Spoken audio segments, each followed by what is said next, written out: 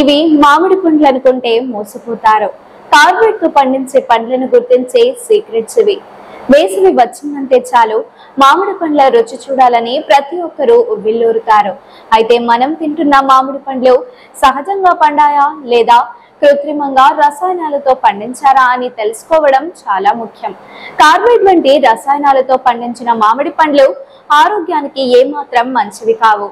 ఇవి మన ఆరోగ్యంపై తీవ్రమైన ప్రభావం చూపుతాయి. కొన్నిసార్లు క్యాన్సర్ కారకాలుగా కూడా మారే అవకాశం ఉంది. కాబట్టి కార్బైడ్ తో పండించిన మామిడి పండ్లను తినకపోవడమే ఉత్తమం. సాధారణ అంశాలను పరిశీలించడం ద్వారా మనం ఈ తేడాను సులభంగా గుర్తించవచ్చు. కార్బైడ్ తో పండించిన మామిడి పండ్లు సాధారణంగా పండు మొత్తం ఒకే రంగులో ఉంటాయి.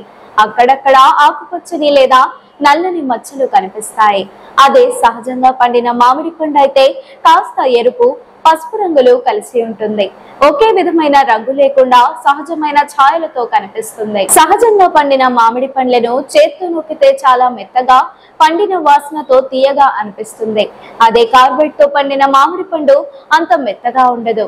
పైకి పండినట్లు కనిపించినా లోపల గట్టిగా ఉంటుంది. ఈ పండ్లకు పండు యొక్క సహజమైన వాసన కూడా ఉండదు.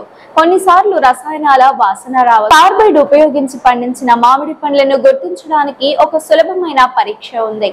వాటిని నీళ్లలో వేస్తే అవి నీటిపై తేలుతాయి. అదే సహజ సిద్ధంగా పండిన పండ్లు అయితే నీటిలో మునుగుతాయి. ఈ తేడాను గమనించడం ద్వారా కల్తీ పండ్లను గుర్తించవచ్చు. సహజమైన మామిడి పండుకు ఉండే మృదుత్వం కార్బైడ్ తో పండించిన పండుకు అస్సలు ఉండదు.